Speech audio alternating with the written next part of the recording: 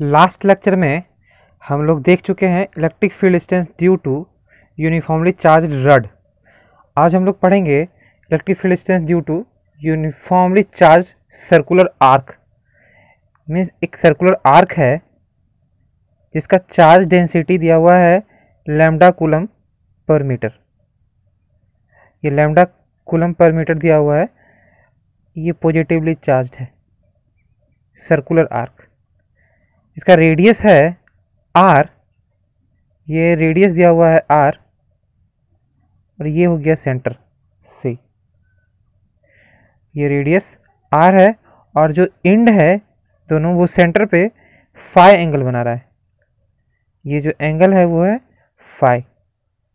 तो कह रहा है कि इसके कारण सेंटर पे कितना होगा electric field.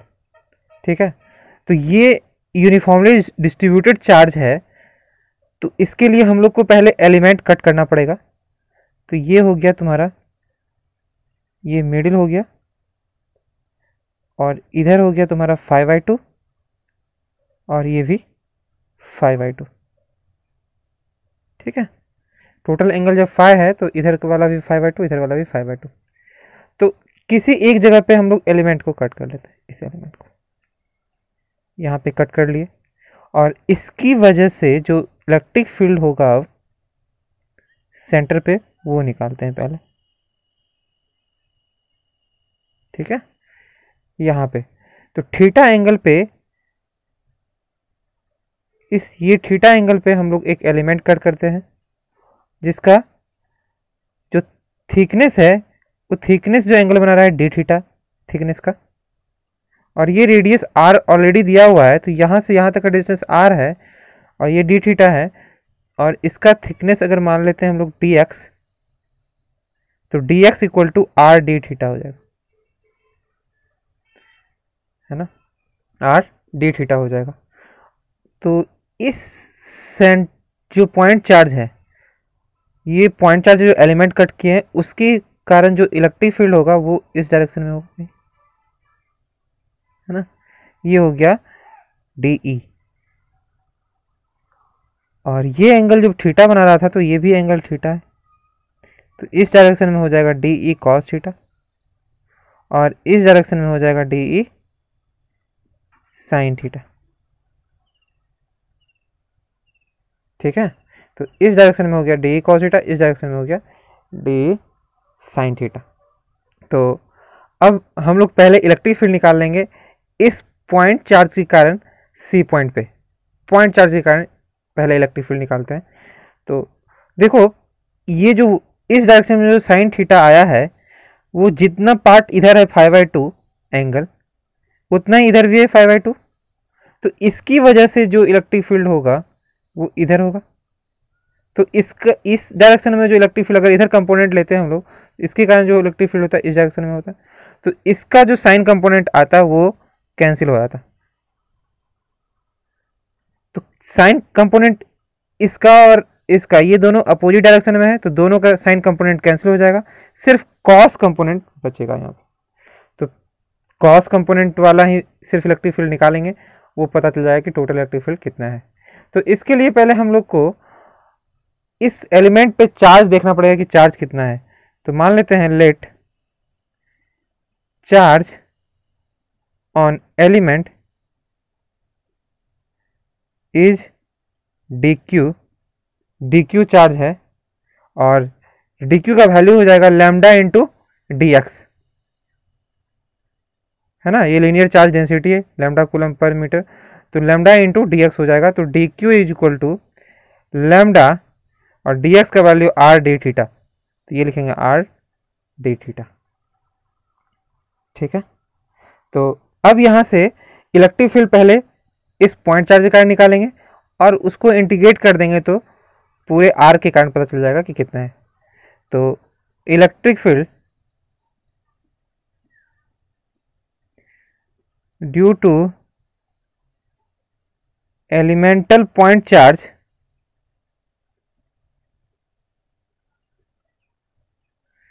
DE is equal to k/dq/r², यही होता है k D Q by R square होता है।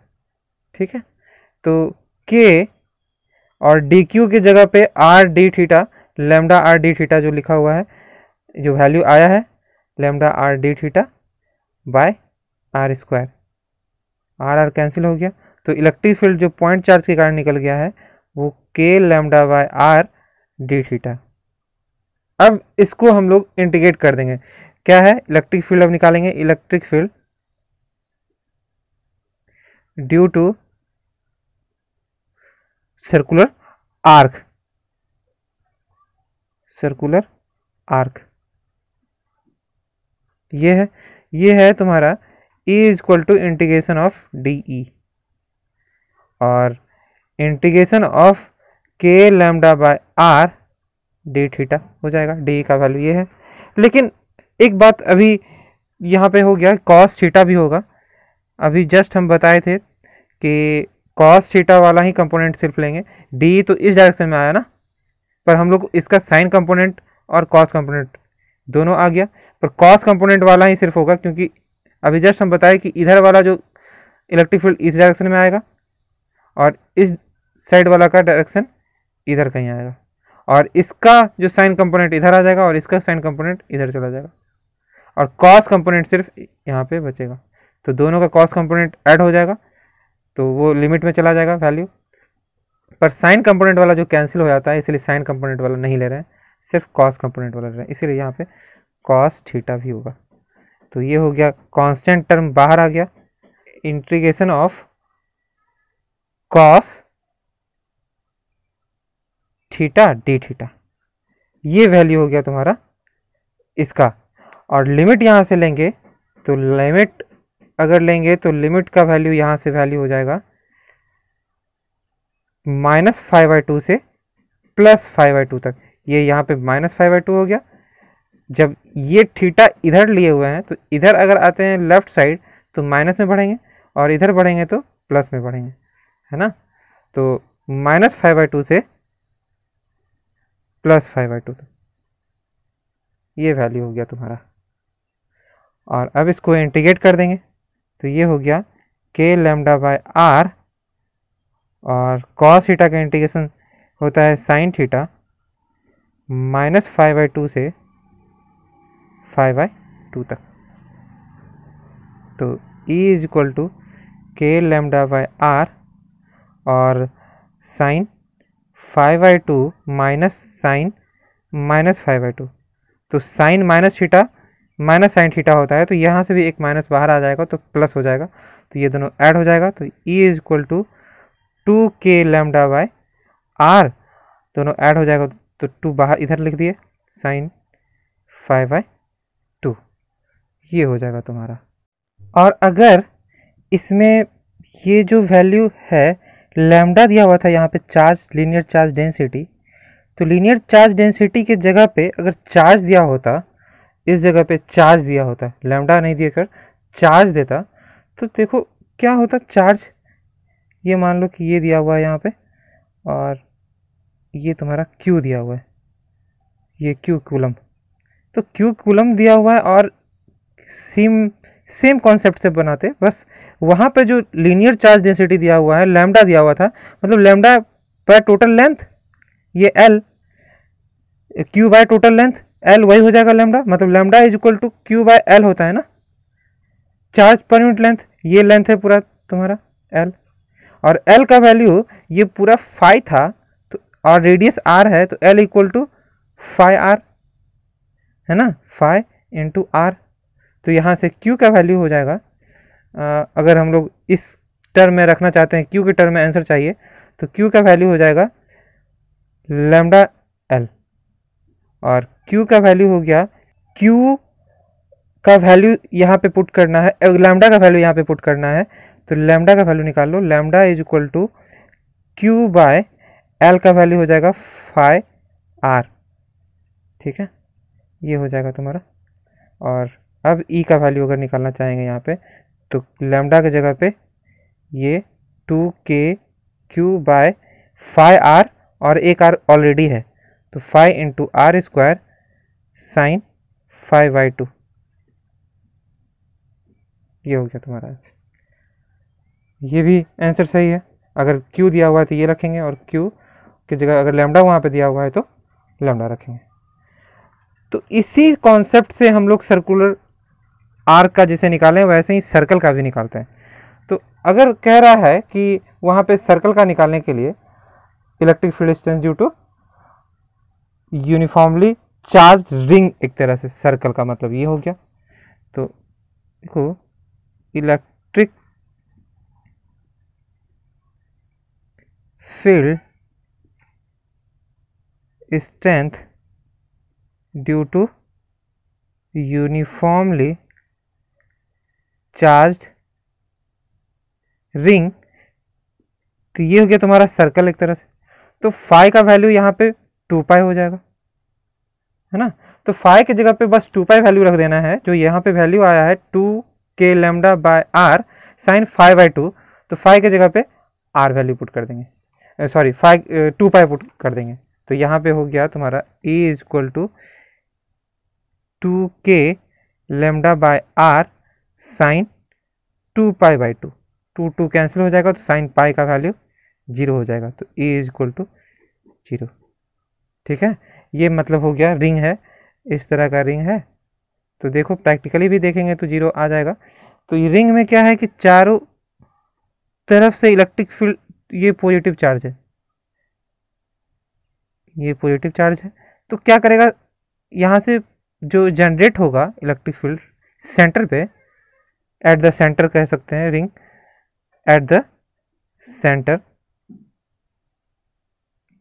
तो इस यहाँ से अगर लेंगे, इसके कारण जो इलेक्ट्रिक फील्ड होगा इधर होगा, और इस साइड जो होगा इसका कारण इधर होगा।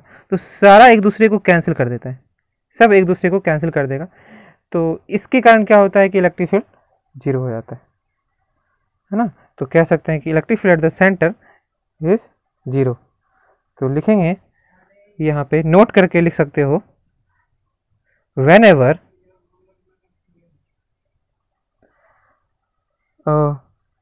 when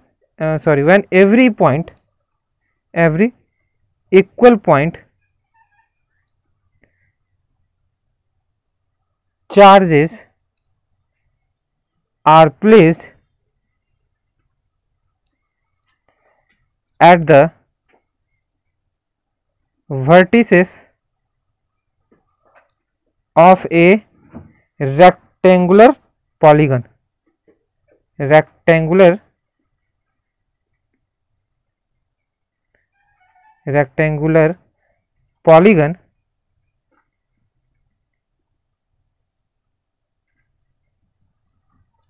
polygon always electric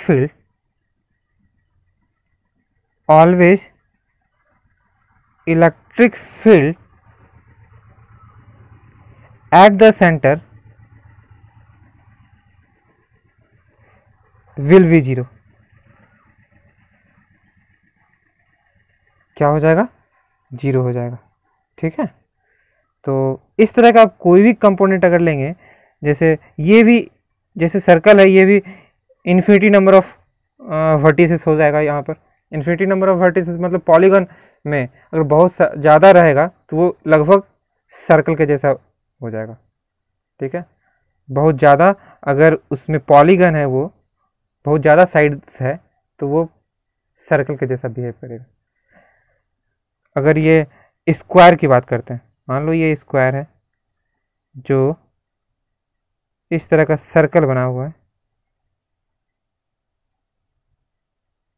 ये सर्कल बना हुआ है और सर्कल पे रखा हुआ है नंबर ऑफ चार्जेस, ये प्लस क्यू है ना, इक्वल अमाउंट ऑफ चार्ज है। तो सेंटर पे जो हो जाएगा वो ऐसा हो जाएगा। देखो, इसके कारण इलेक्ट्रिक फील्ड इधर लाएगा, इसके कारण इलेक्ट्रिक फील्ड इधर लाएगा, तो दोनों कैंसिल कर देगा। इसके कारण इलेक्ट्रिक फील्ड इधर लाएगा, इसके कारण भी इलेक्ट्रिक फील्ड इधर लाएगा, तो यहाँ पे भी electric field at the centre 0 कहेंगे। इस तरह का जितना भी होगा साइड्स, तो इसमें ऐसा ही होगा। अगर 5 साइड्स है, 5 वर्टिसेस होगा इसका, पेंटागन जिसको कहते हैं। तो पेंटागन है, तो अगर सब पे है तो ये भी कैंसिल हो जाएगा, ठीक है। और अगर एक चार्ज नहीं है, किसी एक चार्ज नहीं है, यहाँ पे चार्ज है 4 वर्टिसेस पे ही है, ये हो गया तुम्हारा। तो देखो जो भी रिजल्टेंट आता है, यहाँ पे भी चार्ज होता तो रिजल्टेंट यहाँ पे भी 0 हो जाता, पर अभी 0 नहीं होगा क्योंकि यहाँ पे चार्ज नहीं है। यहाँ पे नेट इलेक्ट्रिक फील्ड होगा, और जो भी नेट होगा, जैसे कि मान लो इसके कारण जो इलेक्ट्रिक फील्ड इधर होता KQ/R, अगर ये साइड A है तो KQ/A इस डायरेक्शन में होता इसकी वजह से। पर अब ये 4 मिलकर जो है, इसका मतलब ठीक इधर लगाता होगा तब तो 0 हो रहा है ना। ये 4 मिलकर, जितना ये अकेले मिलकर इस डायरेक्शन में लगा रहा है, उतना ही ये 4 मिलकर इस डायरेक्शन में लगा रहा होगा, तो 0 हो रहा है। सेंटर पे हमेशा 0 होता है। तो लिखो if 4 equal charges are placed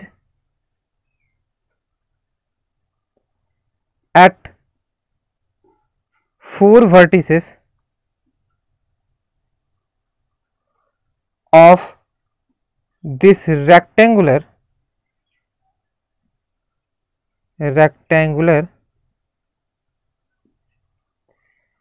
pentagon, then electric field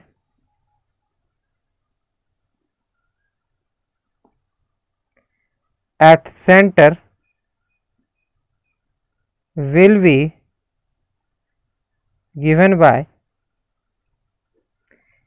E is equal to KQ/A square. इतना हो जाएगा, है ना, इतना ही हो जाएगा, ठीक है। तो इस तरह का अगर और भी देखा जाए, मान लो ये सर्कल है, ये तुम्हारा क्वेश्चन में आ भी सकता है इस तरह का कि ये मान लो सर्कल है और सर्कल में T थिकनेस का होल है, रिंग जैसा है, कोई कोई रिंग ऐसा भी होता है, ठीक है। तो यहाँ पे थोड़ा सा गैप है, T थिकनेस इसका, T बहुत ही छोटा है, R जो रेडियस है इसका, R जो रेडियस होगा उससे बहुत ही छोटा होगा। तो रिंग पे क्या बताया अभी कि रिंग के कारण जो होता है इलेक्ट्रिक फील्ड 0 होता है, पर अब थिकनेस के कारण यहाँ पे जो है पॉजिटिव चार्ज नहीं है, इस जगह पे पॉजिटिव चार्ज नहीं है, तो ये जो इलेक्ट्रिक फील्ड इधर जनरेट कर रहा होता, पर ये अब नहीं कर रहा है ना। अगर यहाँ पे होता तो इधर भी करता, और नेट लेकिन 0 हो जाता है। तो नेट 0 हो जा रहा है, तो इसका मतलब इधर कुछ इलेक्ट्रिक फील्ड अभी होगा, अगर यहाँ पे चार्ज नहीं है तो अभी इधर होगा इस डायरेक्शन में, क्योंकि अभी यहाँ पे चार्ज नहीं है। और अगर चार्ज देंगे तो ये क्या करेगा, उतना ही इलेक्ट्रिक फील्ड इधर जनरेट कर देगा जितना अभी इधर जनरेट हो रहा है, सेम अमाउंट, तब नेट इलेक्ट्रिक फील्ड 0 होता है। मतलब ये कि अगर यहाँ पे कट कर देंगे हम लोग, अभी सेंटर पे 0 है जब रिंग है तो, और अगर कट कर देते हैं तो इलेक्ट्रिक फील्ड किधर हो जाएगा, इसके डायरेक्शन में हो जाएगा, क्योंकि ये क्या कर रहा है अभी अपोजिट इधर दे रहा है, और इधर वाला क्या कर रहा है उधर दे रहा है। और ये अगर कट कर दिए तो इधर वाला नहीं होगा, नहीं होगा तो दोनों कैंसिल नहीं होगा तो 0 नहीं होगा, वही यहाँ पे हो रहा है। तो ये अभी है ही नहीं, सिर्फ यही होगा, तो इलेक्ट्रिक फील्ड नेट उधर हो जाएगा सेंटर पे। वो कितना होगा, तो मान लो कि इस पे टोटल पे चार्ज Q है, पूरे पे चार्ज Q है, तो यहाँ पे कितना चार्ज होगा, बहुत ही छोटा है R से, sorry very very less than R। तो यहाँ पे कह सकते हैं कि Q जो T पर होगा यहाँ पे, वो हो जाएगा तुम्हारा total Q/2πr, linear charge density हो गया ये, charge per unit length, total length 2πr लगभग अप्रॉक्स इंटू T, है ना, ये चार्ज हो जाएगा। और अब इलेक्ट्रिक फील्ड अगर निकालेंगे तो ये हो जाएगा KQT/r स्क्वायर, और Q2 का वैल्यू यहाँ से पुट कर देंगे, तो ये हो गया तुम्हारा KQ/2 2πr² इंटू टी। ठीक है, ये हो जाता है तुम्हारा electric field at the centre, वो भी किधर, इस डायरेक्शन में। हम लोग इस पे यहाँ पे चार्ज क्यों निकाले, क्योंकि ठीक इसके जस्ट अपोजिट में जो ये स्पेस है यहाँ पे, ये वाला कैंसिल नहीं कर पा रहा है ये, तो जितना चार्ज यहाँ पे नहीं है उतना ही इधर वाला चार्ज इधर इलेक्ट्रिक फील्ड लगा देगा ऊपर की ओर जिधर खाली है। और यहाँ पे जो है हम लोग r² लिख दिए हैं, यहाँ पे 3 हो जाएगा क्योंकि ये स्क्वायर यहाँ ऑलरेडी था, और इसका वैल्यू जब रखे हैं यहाँ पे तो क्यूब हो जाएगा स्क्वायर और ये r। ठीक है, और जिस तरह हम लोग जो ये निकाले हैं रिंग का, और ये जो हम लोग निकाले आर्क का, उस तरह हम लोग सर्कुलर आर्क का भी निकाल सकते थे। ये जो रिंग का निकाले हैं उसी तरह हम लोग सर्कुलर आर्क का भी निकाल सकते थे। तो हम लोग देखते हैं कि उसका कितना होगा। तो ये हो जाएगा सर्कुलर आर्क के लिए अगर बात की जाएगी तो यहाँ से हम लोग सर्कुलर आर्क का भी निकाल सकते थे, हम लोग निकाले नहीं है। तो इलेक्ट्रिक फील्ड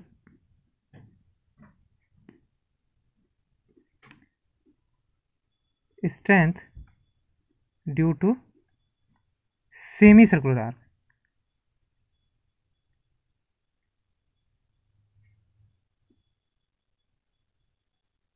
एक्चुअली हम लोग सर्कुलर आर्क का निकाल चुके हैं, रिंग का हम लोग 0 निकाल चुके हैं रिंग का, है ना।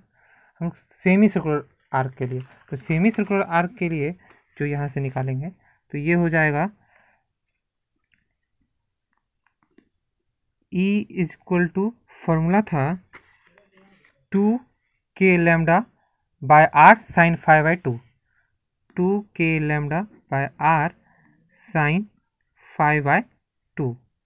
तो इसका जो फिगर हो जाएगा ऐसा हो जाएगा, ये सेमी सर्कुलर आर्क हो गया। तो रेडियस r और जो लीनियर चार्ज डेंसिटी लैम्डा है, और यहाँ पे जो सेंटर पे जो एंगल बनेगा वो हो जाएगा 2π। तो electric field E is equal to 2k lambda by r, sorry यहाँ पे 2π नहीं सिर्फ पाई हो जाएगा। तो साइन π/2 के जगह पे लिखेंगे π/2, फाई के जगह पे π/2 रख दिए, है ना। जैसे कि ये एंगल पूरा है पाई, तो फाई के जगह पे π/2 रख दिए। तो E का वैल्यू हो गया k लैम्डा r, ये 2 है, तो ये साइन π/2 का वैल्यू 1 होता है, 90 होता है। तो मतलब E is equal to 2k lambda by r। ठीक है, ये हो जाएगा। और अगर क्वार्टर सर्कल के लिए बात की जाएगी, क्वार्टर सर्कल, तो वहाँ पर फाई के जगह पे जो फाई है वहाँ पे लिखेंगे 90 डिग्री, फाई के जगह पे π/2 हो जाएगा। यहाँ पे फाई का वैल्यू था पाई। ठीक है, हम लोग फाई ही लिए थे, सर्कुलर आर्क के लिए ये पूरा एंगल फाई था, तो बस उसके जगह पे वैल्यू पुट करते जाना है और वैल्यू चेंज होता जाएगा। तो यहाँ पे π/2 ले लेंगे for circular arc, sorry quarter circle. ठीक है, क्वार्टर सर्कल के लिए। तो यहाँ से इलेक्ट्रिक फील्ड अगर निकालेंगे तो 2k lambda by r sine 5/2, तो 5 की जगह पे π/2/2, क्योंकि 5 यहाँ पे था तो 5 की जगह पे π/2 वैल्यू पुट कर दिए। तो 2k lambda by r sign π/4, मतलब 45 डिग्री हो गया। तो साइन 45 डिग्री का वैल्यू होता है 1/√2, तो 2k π/r इंटू 1/√2। तो ये इलेक्ट्रिक फील्ड तुम्हारा 1/√2 से √2, ये 2 से √2 कैंसिल होगा तो √2 बच जाएगा, तो √2k लैम्डा बाई r, ये हो गया तुम्हारा। ठीक है, तो आज के लिए इतना ही रहने देते हैं।